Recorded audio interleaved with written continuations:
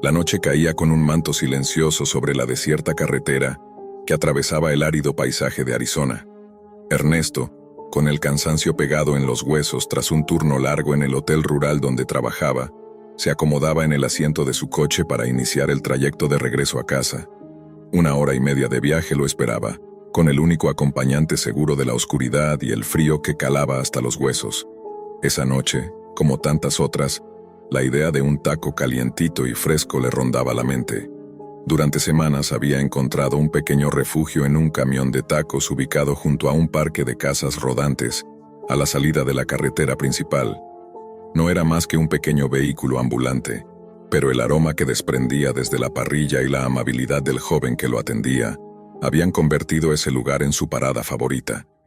Nunca le preguntó el nombre, ni tampoco él se lo había dicho. No importaba. Bastaba con ver su rostro iluminado por la luz amarillenta del camión, la sonrisa franca y la dedicación con la que preparaba cada orden. Los tacos eran una delicia, con tortillas recién hechas, carne bien sazonada y esa salsa picante con un toque cítrico que le daba un giro único. Además, las toallitas con aroma a limón eran un pequeño detalle que hacía la experiencia especial. Esa noche, sin embargo, todo era distinto. Al doblar la curva que llevaba a la parada, Ernesto notó que el lugar estaba anormalmente silencioso. No había música, ni voces, ni el bullicio usual de otros clientes. Ni siquiera el olor habitual a carne asada y especias se sentía con la intensidad de siempre. En su lugar, un olor extraño, metálico y acre se colaba en el aire. Apagó el coche y bajó con cautela. El camión estaba allí, pero las luces internas estaban apagadas. No había nadie alrededor. Con una mezcla de curiosidad y preocupación, Ernesto caminó hacia la parrilla y notó que una fina capa de humo emergía de ella. Un leve chisporroteo rompía el silencio, como si algo se estuviera quemando lentamente, consumiéndose en la oscuridad. ¿Qué está pasando aquí?, se preguntó en voz baja. Miró alrededor buscando algún indicio de presencia humana. La caja registradora estaba abierta, y unas pocas monedas brillaban esparcidas en el suelo polvoriento. Algo no encajaba. La escena tenía la extraña sensación de un robo o una huida precipitada.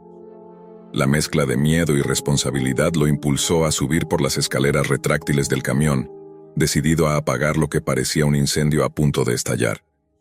Al internarse en el reducido espacio, sus ojos se posaron en la parrilla y el horror lo paralizó.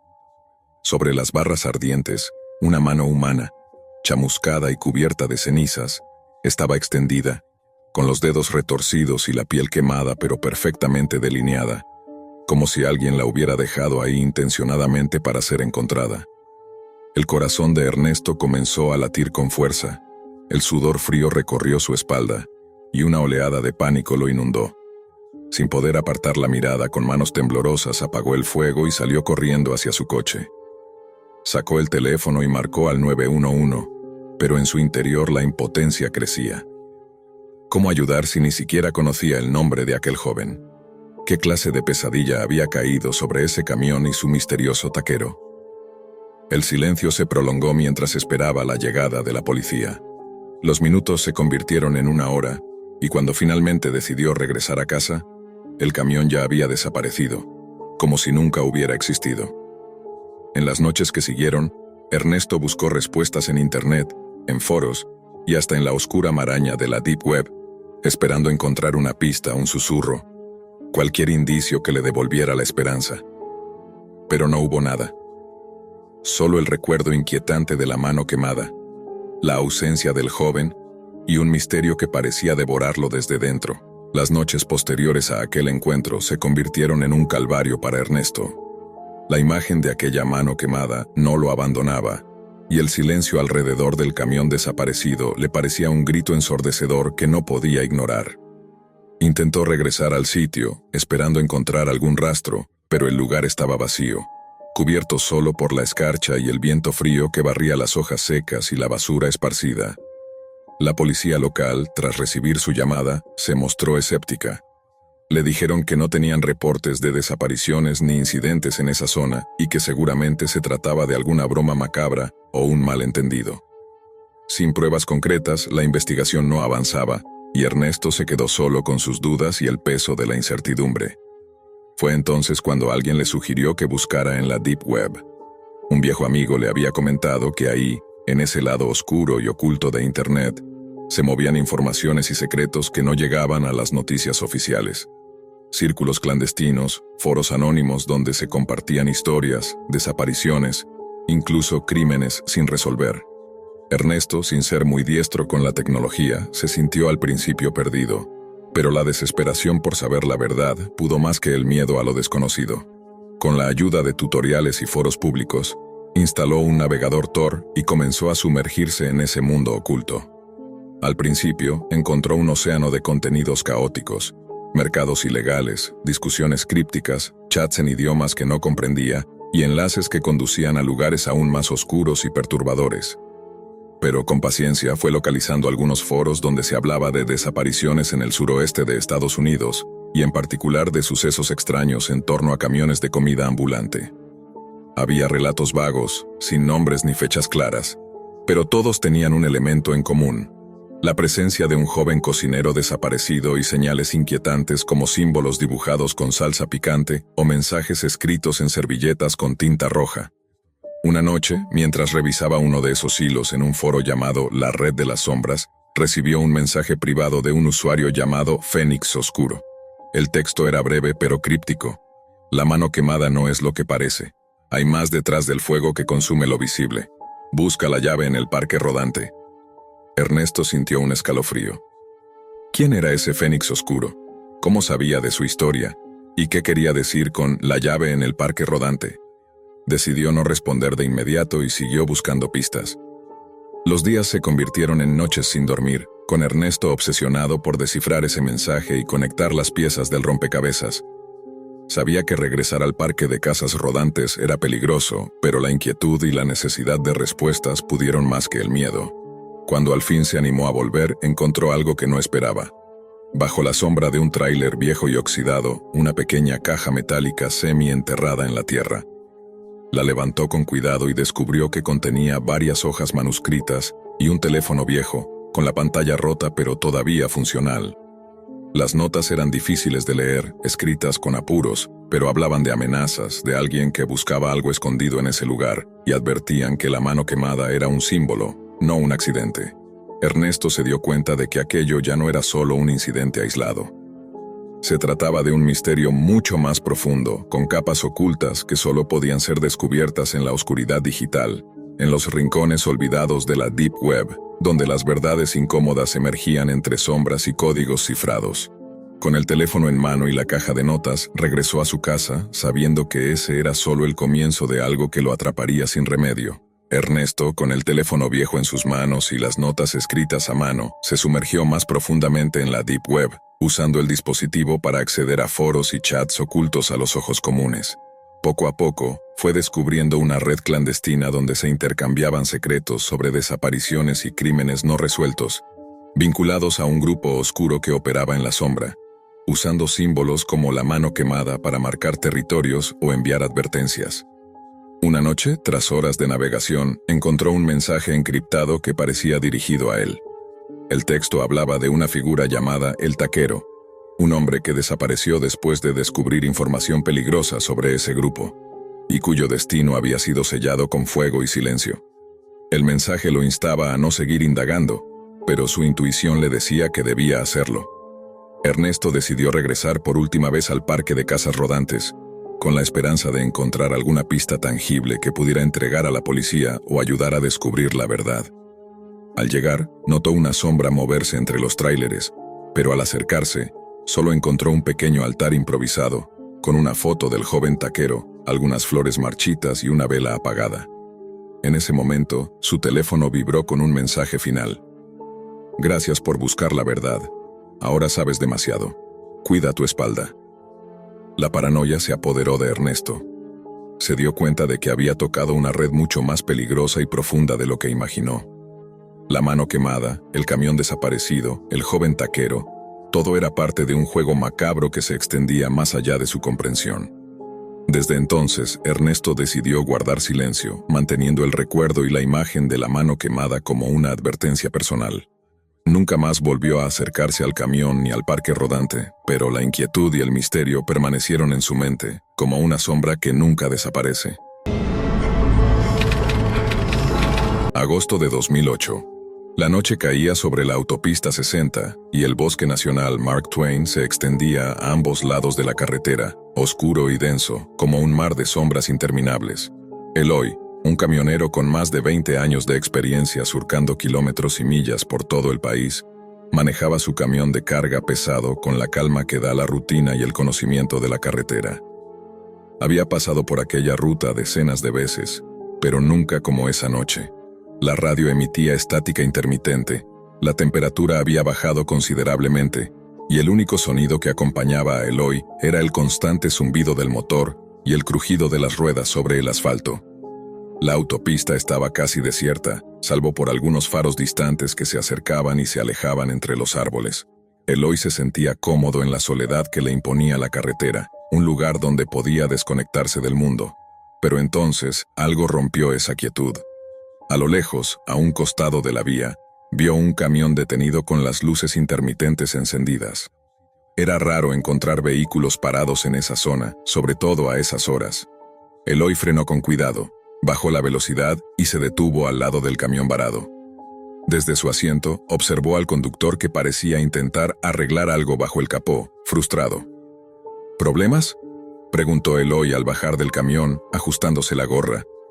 El hombre levantó la vista, era regordete, de rostro amable pero cansado. El alternador me dejó tirado hace horas, respondió con voz ronca. No hay señal para llamar a nadie y el pueblo más cercano queda a varios kilómetros. ¿Podrías darme un aventón? Eloy asintió sin dudar. Era el código tácito de los camioneros. Ayudar siempre que pudieran. Claro, sube, te llevo. Neil, como dijo llamarse el hombre, subió a la cabina de Eloy con una bolsa de lona, que sostuvo firmemente en su regazo mientras el camión retomaba la marcha. La conversación inicial fue cordial, casi amistosa. Neil contó que venía de una entrega retrasada y que estaba ansioso por llegar a su destino. Eloy respondía con anécdotas de la carretera, de sus años conduciendo y de la gente que había conocido. Pero mientras avanzaban, Eloy notó algo extraño. Dos autos los seguían de cerca, sin intentar rebasarlos, manteniendo una distancia que no parecía casual. Por el retrovisor, Eloy captaba las luces de los vehículos y sentía una inquietud que crecía con cada kilómetro.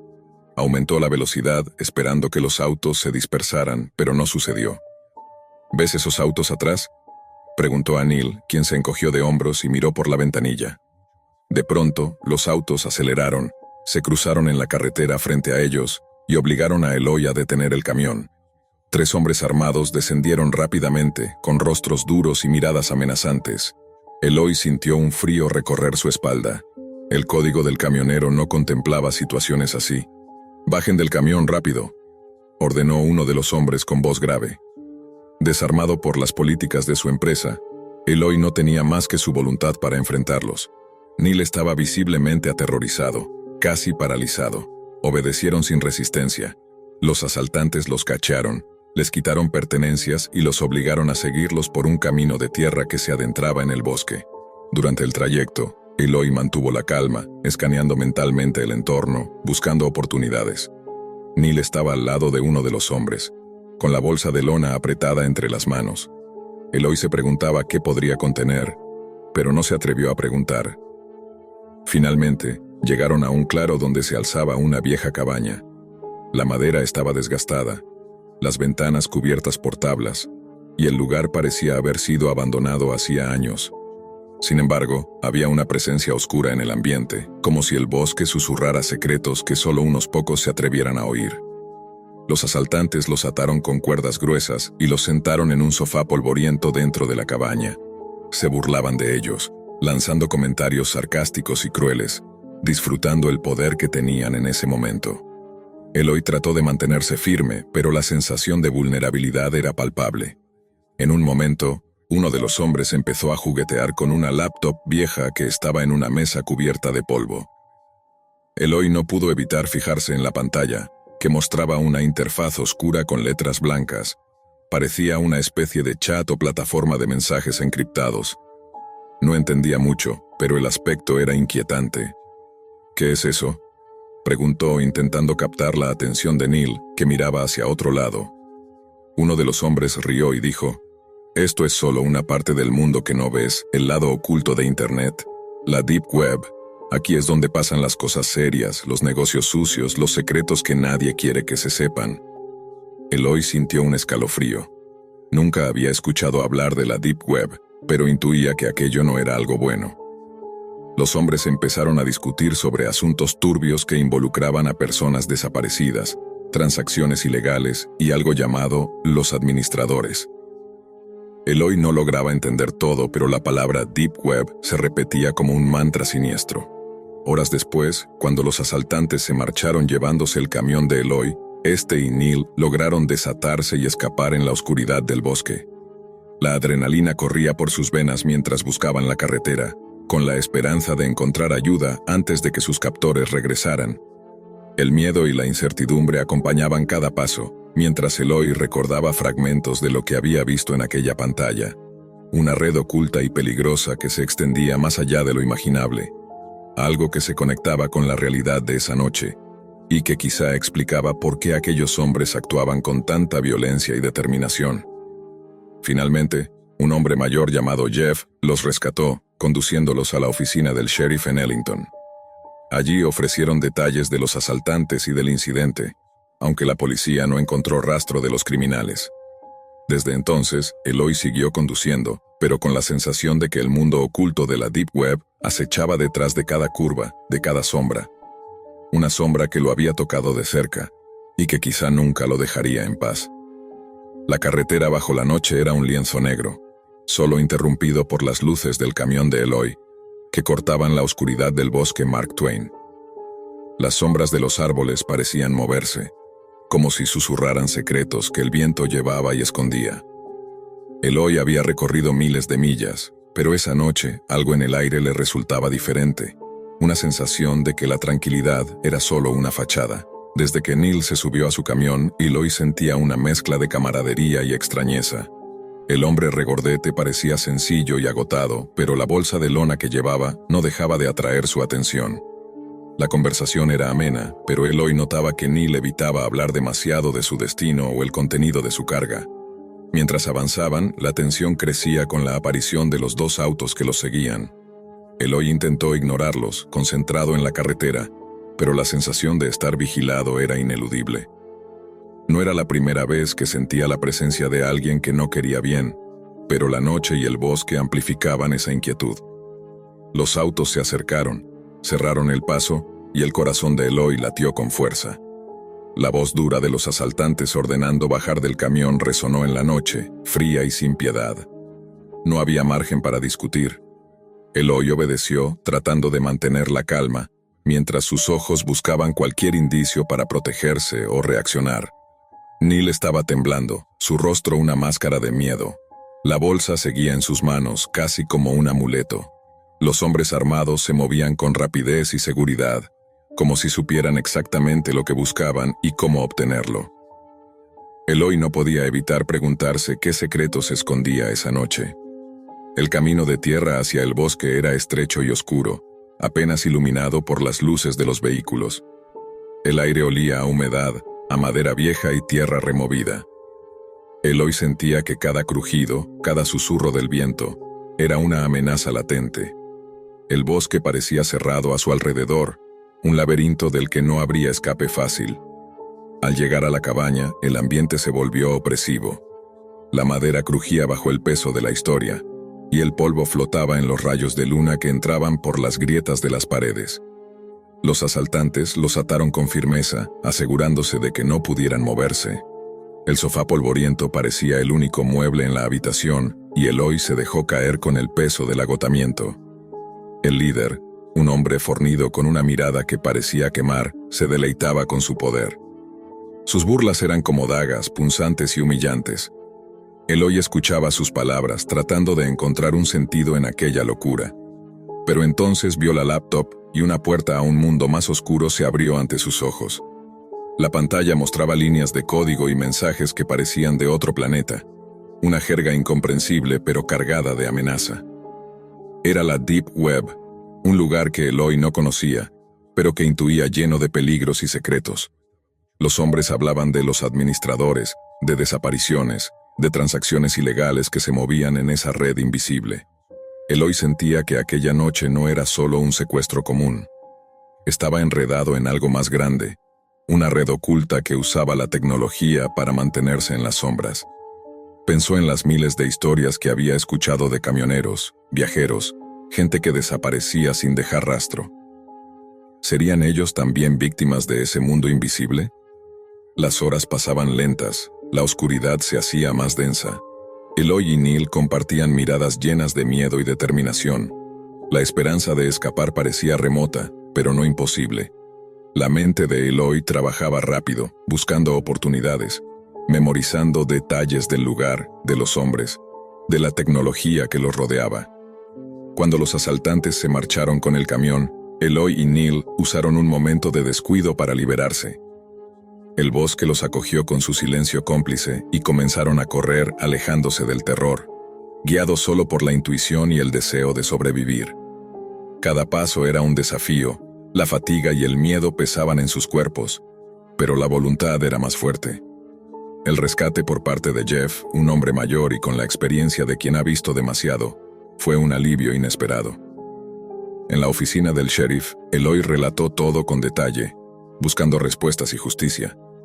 Pero la ausencia de pruebas, la falta de rastros, solo alimentaron la sensación de impunidad y misterio. Desde entonces, Eloy cambió. La carretera seguía siendo su hogar, pero la confianza se había roto. Cada sombra, cada ruido, era un recordatorio de aquella noche, del encuentro con la Deep Web y su lado oscuro. La tecnología y la violencia se habían unido en un mismo escenario, y él había sido un testigo involuntario.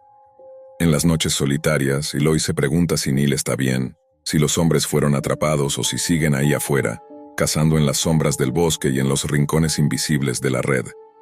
La Deep Web no es solo un lugar en Internet, es un reflejo de los secretos que la humanidad quiere esconder. Los días posteriores al escape de la cabaña no fueron fáciles para Eloy. El peso de lo vivido le cayó como una losa que lo acompañaba en cada kilómetro recorrido. La rutina del volante, que antes le había dado paz y control, ahora se tornaba en un recordatorio constante de la vulnerabilidad humana. Cada tramo de carretera, cada sombra al borde del bosque, le recordaba aquella noche donde todo cambió. Pero no solo el miedo era lo que lo marcaba, era también la incógnita que pesaba en su mente. ¿Qué había dentro de esa bolsa de lona que Neil llevaba consigo? Esa pregunta lo consumía en las noches de insomnio y en las largas horas de espera en las terminales. La imagen de la pantalla de aquella laptop, con su código en blanco y negro, seguía grabada en su mente como una pesadilla vívida. Durante su tiempo libre, Eloy empezó a investigar discretamente. Nunca había sido un hombre especialmente tecnológico, pero la curiosidad y la necesidad de entender lo que había visto lo empujaron a aprender. Usó su teléfono para buscar información sobre la Deep Web, un término que hasta entonces le sonaba a ficción o conspiración. Lo que descubrió fue perturbador. Un lado oculto de Internet, donde operaban redes clandestinas, mercados ilegales y grupos que funcionaban en la sombra, lejos del alcance de la ley y de la mayoría de la gente común. Leer sobre aquellos espacios virtuales que funcionaban como laberintos invisibles le generó un miedo profundo, pero también una extraña fascinación. ¿Era posible que aquella red estuviera relacionada con lo que él y Neil habían vivido? Con cada búsqueda, Eloy fue topándose con relatos similares. Personas desaparecidas, camioneros que no volvían a casa, informes de actividades ilícitas ligadas a la Deep Web. Era un mundo tan vasto como peligroso, donde los límites entre lo real y lo virtual se desdibujaban, y donde la justicia parecía no existir. Esta nueva realidad comenzó a afectar su vida personal. La distancia con su familia se hizo más grande, no por voluntad propia, sino porque sentía que nadie podía entender lo que le pasaba, ni el miedo que lo invadía cada vez que pasaba por el bosque Mark Twain. Los recuerdos de aquella cabaña y de los hombres con miradas diabólicas no lo dejaban en paz. A veces, sentía que el bosque mismo vigilaba, que la sombra de aquella noche lo acechaba sin tregua. Una noche, en una parada rutinaria, Eloy decidió abrir un foro en la Deep Web que había encontrado en sus investigaciones. Usó una computadora pública, tratando de ocultar sus rastros. Allí encontró voces que hablaban en susurros digitales sobre secuestros, desapariciones y grupos organizados que usaban el bosque para sus oscuros propósitos. La paranoia crecía, pero la necesidad de saber era más fuerte. Entre los mensajes, una referencia a los administradores llamó su atención.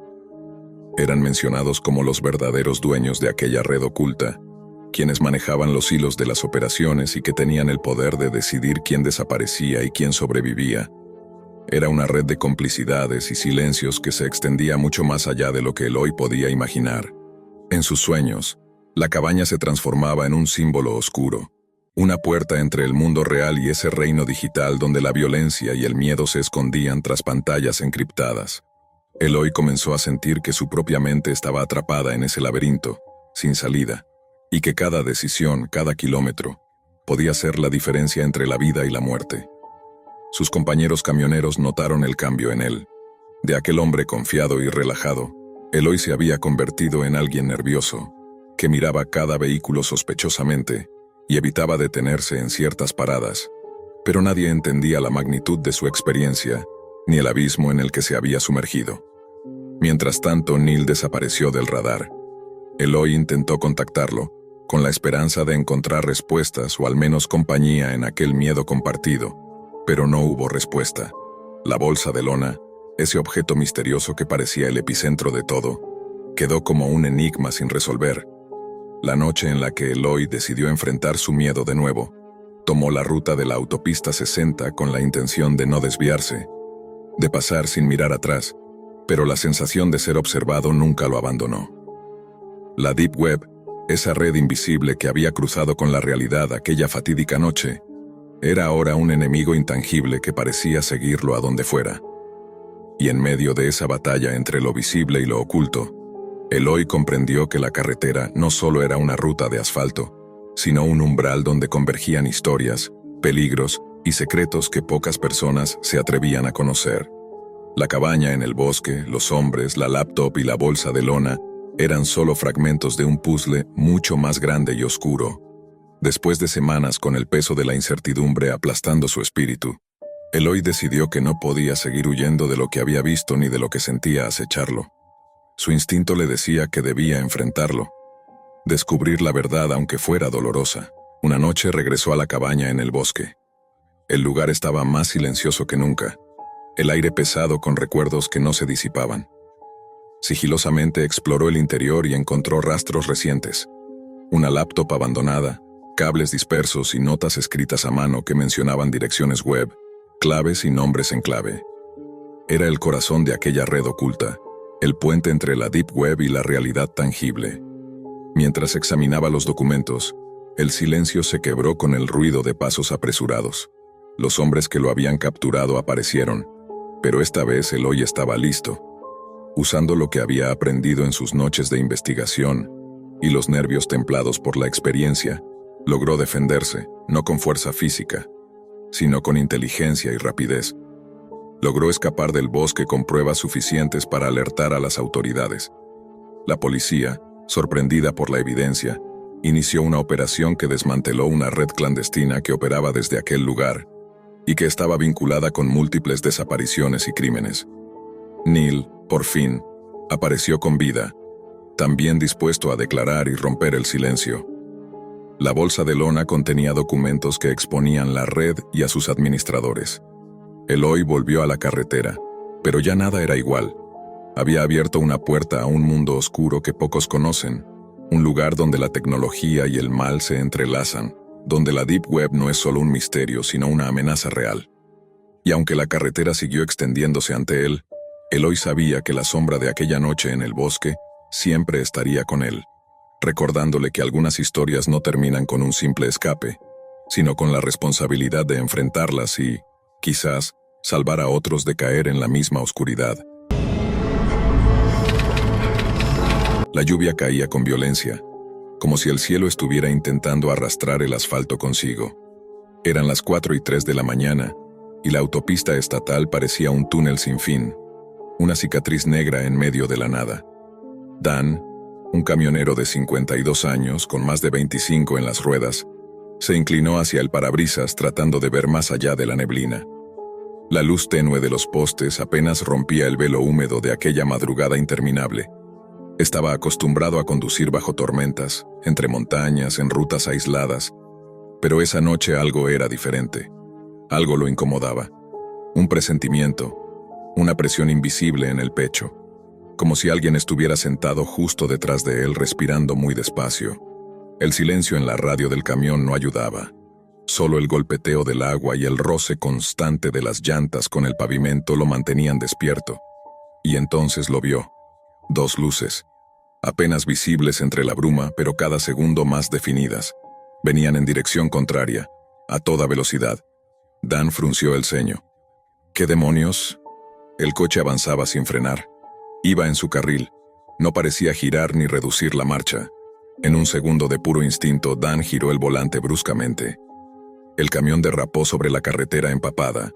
La carga lo arrastró con fuerza. El sonido del metal raspando contra el pavimento fue el último que escuchó antes de volcar. Todo dio vueltas.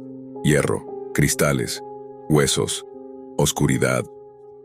Despertó minutos después, colgando del cinturón de seguridad, la cabeza golpeada, el pecho hundido, sangre en los labios. Dolor en todos los rincones del cuerpo.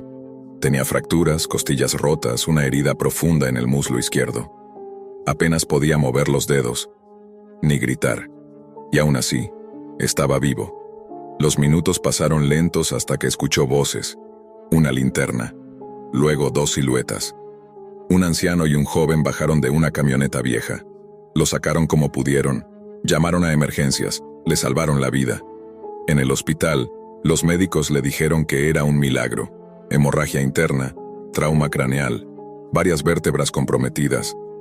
La recuperación sería larga. Las semanas pasaron en una habitación blanca, pero cuando las drogas bajaron, llegó algo peor que el dolor físico. Las visitas. Primero fue una sombra en la esquina, luego la figura al pie de la cama, alta, sin rostro. Dan no podía moverse. Sentía cómo lo observaba, cómo respiraba cerca de su oído. Las enfermeras hablaban de alucinaciones postraumáticas o parálisis del sueño, pero él sabía que no. Lo que había visto no era un error del cerebro, era real. Cuando por fin pudo sentarse y usar una laptop, Dan comenzó a buscar. Revisó noticias locales, intentó encontrar registros del accidente, pero no había mención del coche que lo había obligado a salirse de la vía. Nada. Entonces recordó al hombre que lo había salvado. William. Lo llamó. ¿Viste el auto que venía hacia mí?, preguntó. William dudó. No vimos ningún coche, solo tu camión destrozado. Dan sintió un vacío en el estómago. ¿Se lo había imaginado? ¿Había sido una alucinación? Pero entonces recordó la figura, las noches, la respiración, y algo cambió en él. Tenía que saber. Los foros públicos no tenían nada útil. Demasiadas teorías, demasiados chistes. Así que hizo lo que su sobrino le había mencionado alguna vez entre cervezas. Entrar a la Deep Web. Le llevó días entender cómo funcionaba. Descargó Tor, configuró un VPN, accedió a foros ocultos, algunos abandonados, otros llenos de códigos raros, comunidades cerradas, mensajes que parecían escritos por locos, pero entonces, en un sitio llamado highwaywounds.onion, encontró un hilo titulado Ruta 41, milla 108. Luces en la niebla. El mensaje decía: 3 de la mañana, lluvia fuerte, curva cerrada. Vi las luces, giré a tiempo, pero aún los escucho, aún los veo en el retrovisor. Otro usuario respondió: vi al hombre, alto, quieto. Cuando pasé a su lado, mi motor se apagó. No había nadie, pero sentí su mano en mi hombro. Dan sintió cómo se le erizaba la piel. Había más entradas, muchas, algunas con fotos borrosas, otras con capturas de cámaras de tablero. Pero lo más perturbador fue un video, subido anónimamente. En él se veía un accidente. Un camión volcado, uno idéntico al suyo. Pero la fecha del archivo era de 1989. En el video al fondo se veía algo, o alguien, caminando lentamente en medio de la niebla. Un hombre, solo. Hasta que desaparecía. Dan pausó. Repitió el video. Lo amplió. Era él. El mismo rostro que había visto en su habitación. El mismo. Desde entonces las apariciones se volvieron más intensas. Ya no solo eran en sueños, lo veía reflejado en ventanas, en los espejos retrovisores de su nuevo camión, a veces sentado en el asiento del copiloto, a veces parado al lado de la carretera viéndolo pasar. La Deep Web se volvió su única fuente confiable. Allí hablaban otros conductores, víctimas, testigos, historias no contadas, casos que jamás llegaron a la prensa oficial.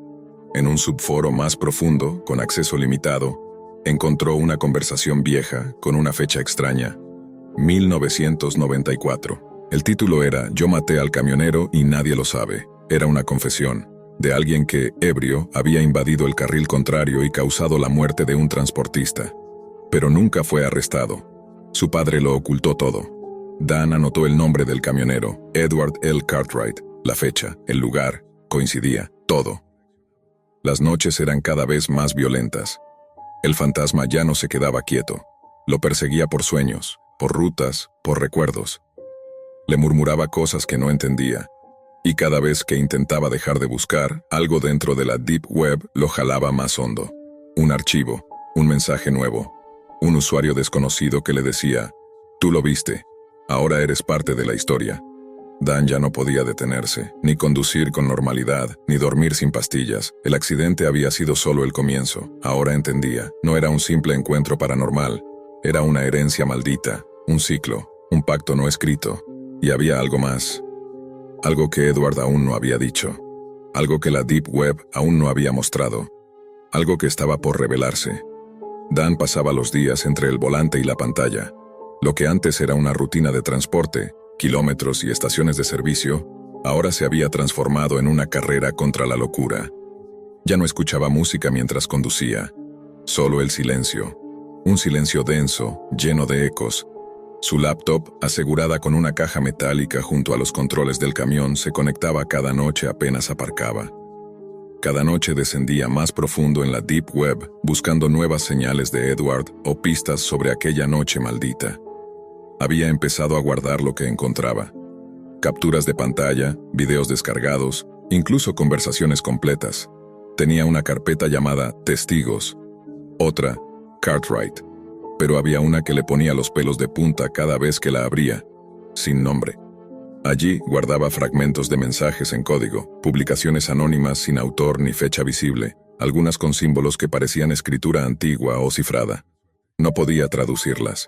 Ni siquiera estaba seguro de que fueran humanas. Una noche, estacionado en una parada de descanso en Nevada, Dan abrió una de esas entradas en un foro titulado Crucifixion.41.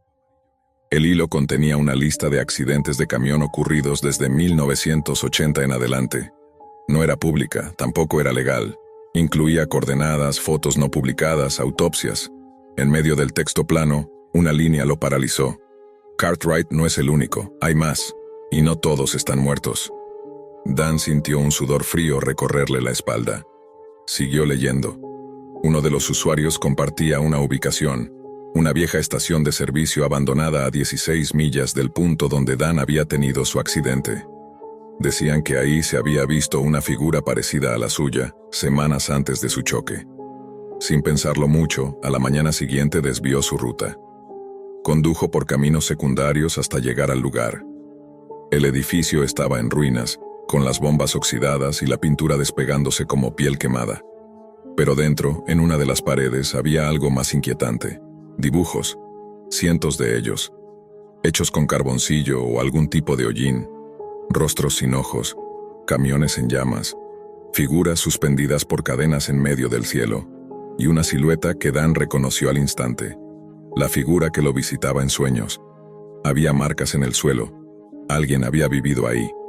Dan rebuscó entre los restos y encontró una caja de madera bajo una baldosa suelta. Dentro, un cuaderno, páginas manchadas, escritura desesperada. Me sigue desde que esquivé su destino. Lo vi en el retrovisor. Estaba en mi asiento trasero. No puedo dormir, ya no conduzco, pero aún lo escucho. No tenía firma. Solo una fecha. Abril de 2012, 3 años antes del accidente de Dan. La salud mental de Dan se deterioraba. No comía bien, no descansaba. Conducía en automático. Cada vez que se detenía, se conectaba. Cada vez que se conectaba, caía más hondo. Fue en uno de esos foros oscuros donde un usuario llamado EntreRGY le envió un mensaje privado. Estás buscando respuestas donde solo hay testigos. Si quieres ver, ve al fondo. El acceso está bloqueado, pero te dejaré entrar. Adjunto al mensaje había un archivo .onion cifrado. Dan dudó, pero lo abrió. Lo llevó a una página aún más oscura que todo lo que había visto. Sin diseño. Solo líneas de texto blanco sobre fondo negro. Cada párrafo era una transcripción. De confesiones. De conversaciones. De grabaciones. Y entre ellas encontró un audio. Lo descargó. El archivo comenzaba con ruido blanco. Luego una voz temblorosa. Estoy grabando esto porque sé que no saldré. La figura se apareció otra vez, esta vez habló. Dijo que no me buscaría más y entregaba mi lugar. Mi ruta. A otro silencio, luego un grito, un portazo. Fin del audio. Dan no pudo dormir esa noche. Soñó con la figura señalando el GPS de su camión.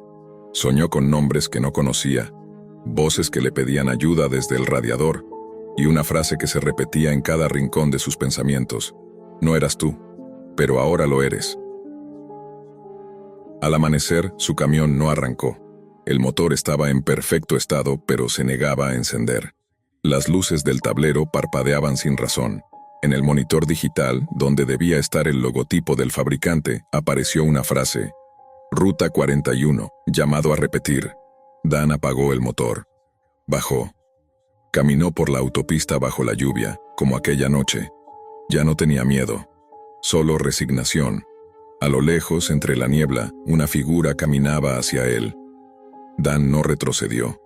La figura avanzaba lentamente, como flotando más que caminando, envuelta en una niebla que parecía envolver solo a ella. A cada paso, los sonidos de la noche se apagaban. El viento, la lluvia, incluso el zumbido eléctrico de los postes de luz desapareció. Cuando estuvieron frente a frente, Dan lo reconoció sin necesidad de verlo con claridad. La silueta carbonizada, los ojos vacíos, la chaqueta manchada. Era Edward L. Cartwright, o lo que quedaba de él. Pero esa noche el espíritu no solo observó, habló. Llegaste al final. Su voz era como metal oxidado rasgando piedra. Pero no eres el último. Dan no respondió. No podía. Algo más pesado que el miedo lo sujetaba. Una certeza. Edward levantó una mano, extendiéndola hacia su pecho. Me quitaste el lugar. No por voluntad, pero lo tomaste. Dan tragó saliva, sintiendo cómo su corazón latía más lento. No era una amenaza. Era una entrega. El camino debe continuar, dijo Edward. Y entonces con un crujido sordo desapareció. Dan cayó de rodillas. El asfalto bajo él ya no era frío, era cálido, vivo, respiraba. El camión al fondo encendió sus luces por sí solo. El motor rugió, y el GPS proyectó una nueva ruta en la pantalla. Destino, relevo. Dan entendió. No se trataba de Cartwright, ni del accidente, ni siquiera de él. Era la carretera, una entidad que reclamaba un conductor, un testigo, un servidor, un alma. Alguien debía recorrerla eternamente, documentar lo que otros no podían ver, ser los ojos de la niebla, el cronista de las almas perdidas en la ruta. Y ahora era su turno. Desde entonces, Dan sigue conduciendo, no como antes, nunca se detiene, no recoge carga, no entrega mercancía, pero aparece, en la niebla, en cámaras de tráfico, en grabaciones distorsionadas que nadie puede explicar. Algunos dicen que habla con otros conductores a través de la Deep Web bajo el usuario EntreRGY. Otros aseguran que han visto su camión al borde de la Ruta 41, con el motor encendido, pero sin nadie dentro. Lo cierto es que, desde su desaparición, ya nadie volvió a ver luces viniendo de frente en aquella curva.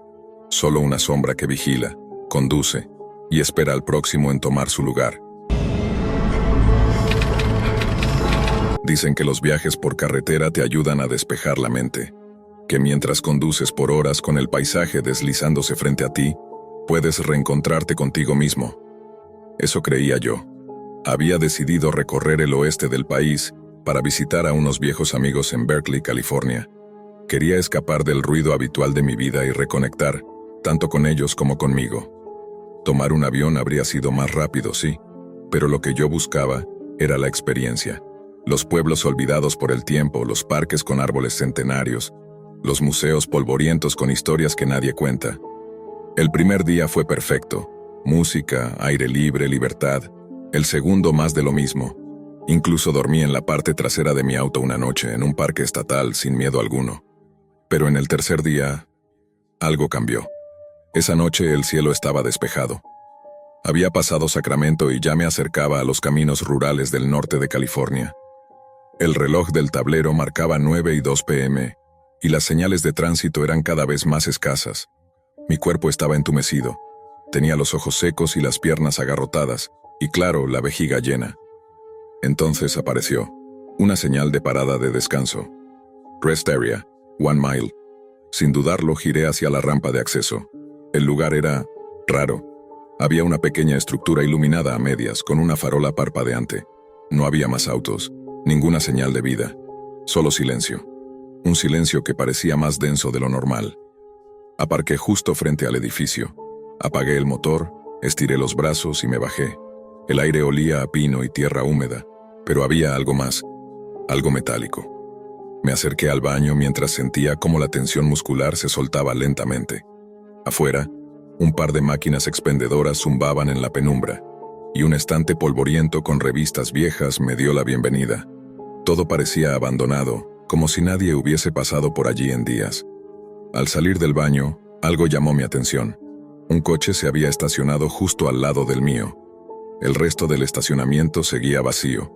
Era un sedán viejo con la pintura desgastada y las luces delanteras encendidas. El motor aún roncaba. Fruncí el ceño. ¿Por qué al lado mío, teniendo todo el espacio? Una leve incomodidad se apoderó de mí.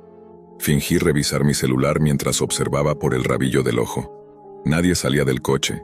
Volví hacia la máquina para comprar una bebida energética. Inserté un billete y seleccioné la lata.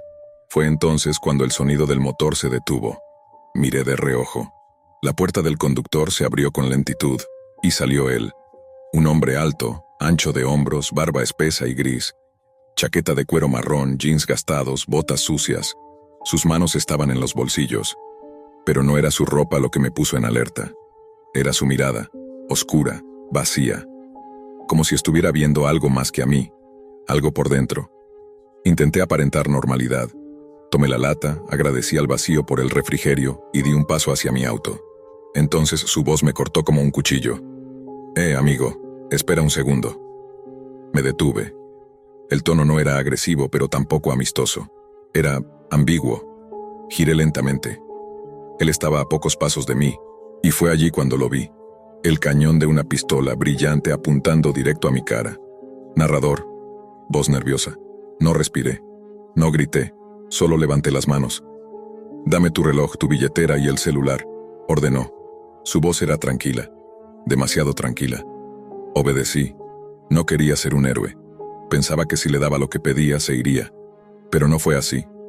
Ahora camina, dijo. Señaló con la pistola hacia un pequeño sendero de tierra que se perdía entre los árboles.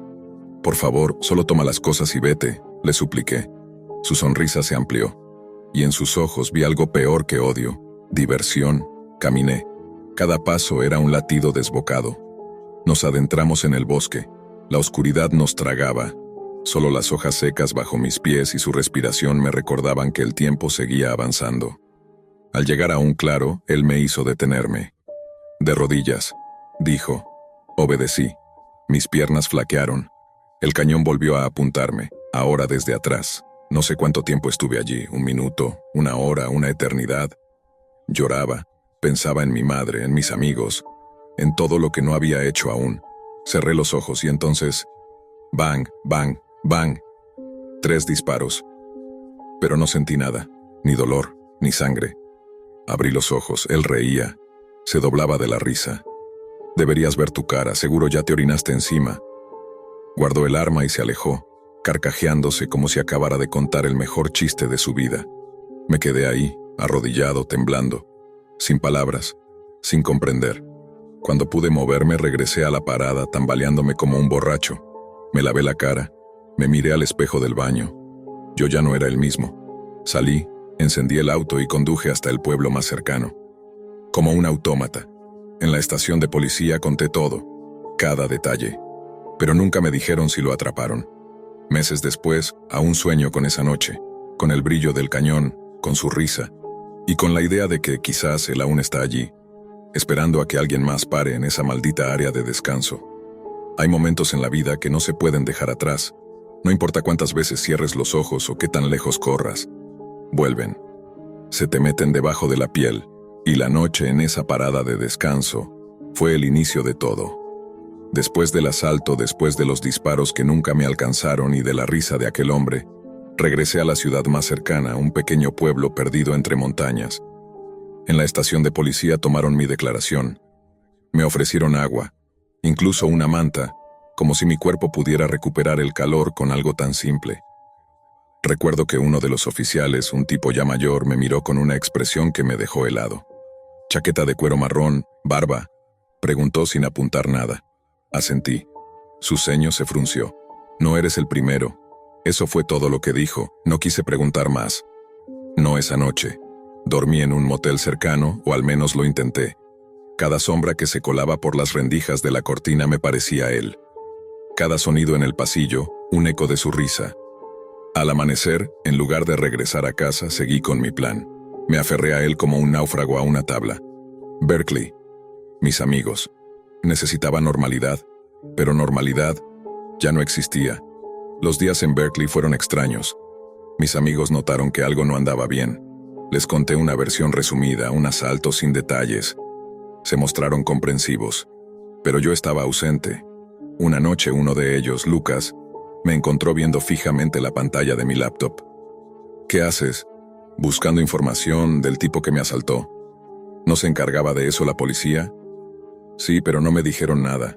Nada. Como si lo conocieran. Como si ya lo hubieran visto antes». Lucas, estudiante de informática, se sentó a mi lado. Me ofreció ayuda. Accedimos a bases de datos de noticias, foros locales, reportes antiguos. Nada. Ni una sola nota. Hasta que fuimos más allá. Lucas tenía acceso a una red interna de su facultad. Desde allí encontró un hilo en un viejo foro oculto, enterrado entre capas de enlaces rotos. Se llamaba Roadside Ghosts. El post inicial era de 2017, firmado por alguien con el alias N4 Howler. Describía exactamente lo que me había pasado. Una parada de descanso vacía. Un auto viejo que se estaciona junto al suyo. Un hombre con chaqueta marrón. Una pistola. El paseo al bosque. Las amenazas. La humillación. Pero había una diferencia. El narrador de ese post no sobrevivió. Lucas y yo nos miramos. ¿Era una ficción? ¿Un creepypasta? ¿Una exageración? Seguimos investigando. El hilo tenía respuestas, la mayoría eliminadas o censuradas. Pero alguien, bajo el alias Sendero69, escribió un comentario que me dejó sin aliento. El del bosque no es un simple ladrón. Es parte de un proyecto. Uno que filma, que transmite, que selecciona a sus víctimas. No todos mueren, pero todos sirven. Transmitía. ¿Qué significaba eso? Lucas decidió tirar más del hilo. A las pocas horas accedió a lo que llamó la siguiente capa. Yo no entendía del todo cómo lo hacía. Solo sabía que había palabras nuevas, desconocidas. Onion links, mirror dumps, script injection. Para mí era otro idioma, pero para él era un mapa. Y fue así como encontramos The Hollow Stop. No era una página, era un entorno, una especie de galería privada oculta en los pasillos más sombríos de la Deep Web. Solo accedías con una invitación, y nosotros la conseguimos. Lucas creó un usuario falso con credenciales que había generado con un script. El sitio tardó en cargar, pero cuando lo hizo quedamos paralizados. Era una colección de videos, todos grabados en lo que parecía ser la misma parada de descanso, la misma estructura, las mismas máquinas expendedoras, el mismo sendero hacia el bosque. En los clips, distintas personas eran abordadas por el mismo hombre. Algunas veces tenía chaqueta marrón, otras negra. A veces hablaba, a veces solo apuntaba. Uno de los videos mostraba a un joven arrodillado en el mismo claro donde yo estuve. El video terminaba con su ejecución. Lucas se apartó de la pantalla. Esto no es un creepypasta. Esto es real, y tú saliste en uno de estos. No quise creerlo, pero mi auto, mi chaqueta, todo estaba ahí. En uno de los videos más recientes, Un fragmento de segundos. Yo, caminando hacia el sendero. Mi cara confundida, mi voz temblorosa. Por favor, solo toma lo que quieras. Fui parte de un espectáculo, transmitido en vivo, visto por quién sabe cuántos enfermos al otro lado del mundo, y no fue casualidad. Lucas comenzó a rastrear la IP del sitio. Era imposible, redireccionada por cientos de nodos, pero logró interceptar algo, una notificación automática. El mensaje era claro: nueva víctima identificada, cámara activa, transmisión iniciada a las 21:04 PST. La fecha coincidía. Era el momento exacto en que todo me ocurrió. Pero lo más perturbador fue otro dato incluido en el log. Víctima marcada, 001439 rescape. ¿Qué significa eso?, pregunté. Rescape, escapado. Sobreviviente, susurró Lucas. ¿Están archivando a las víctimas? ¿Como si fuéramos parte de una base de datos? Lucas no respondió. Solo cerró la laptop. A la mañana siguiente Lucas se fue. No dejó nota. No respondió mensajes. Su habitación estaba intacta, pero su computadora destruida. Como si alguien hubiese golpeado el teclado y la pantalla con furia. Lo único que encontré fue una nota pegada en la puerta de su armario. No sigas buscando. No vuelvas a ese lugar. Pero ya era tarde. El agujero estaba abierto, y algo, o alguien del otro lado, sabía que yo lo había mirado. Esa misma noche, mi laptop, que había dejado cerrada, se encendió sola. Un archivo .mp4 apareció en el escritorio. Sin nombre. Sin origen. Lo abrí. Era un video. Yo, dormido en el motel la noche del asalto. La cámara estaba fija. Desde una esquina de la habitación, se veía mi cuerpo temblando, acurrucado, cubriéndome con la manta. Y en la ventana, la silueta de un hombre, observando, inmóvil, hasta que, tras un par de minutos, desaparecía entre las sombras. Desde entonces no confío en ninguna pantalla, ni en ningún silencio. No sé quién está del otro lado mirando. Solo sé que estoy marcado, que esa noche no fue un error. Fue una selección, y tengo la sensación de que no fue la última vez que me grabaron. Después del video todo cambió. Perdí la noción del tiempo, dormía de día, bloqueaba las ventanas, dejé de hablar con mis amigos, vivía en línea. No por obsesión, sino por vigilancia. Porque sabía que alguien me observaba. Y yo también intentaba mirar de vuelta. Durante semanas investigué más allá de los límites seguros. Cloné accesos, compartí tokens con usuarios anónimos, accedí a foros donde los nombres no eran nombres, sino códigos, hasta que encontré algo que nadie debería haber encontrado jamás. Un archivo comprimido sin título. Solo una cadena aleatoria de caracteres. Lo abrí. Dentro, había carpetas con grabaciones, registros de usuarios, mapas de ubicación y un listado que me congeló la sangre. Rescape Index, clasificación de sobrevivientes por región. Mi nombre estaba allí, mi rostro capturado desde distintos ángulos, una ficha con datos privados, fecha de nacimiento, escuela secundaria, licencia de conducir, últimas ubicaciones conocidas y una etiqueta. Estado, monitoreo continuo. Apto para redención. ¿Qué significaba redención? ¿Una segunda prueba? ¿Un castigo por haber escapado? En ese momento, mi laptop se apagó sola. Toda la habitación quedó en penumbras. El zumbido de la computadora, el refrigerador, incluso el router, cesaron al mismo tiempo. Solo quedó el silencio. Ese mismo silencio de la parada de descanso. Y entonces, alguien golpeó la puerta. 3 toques. Lentos, precisos.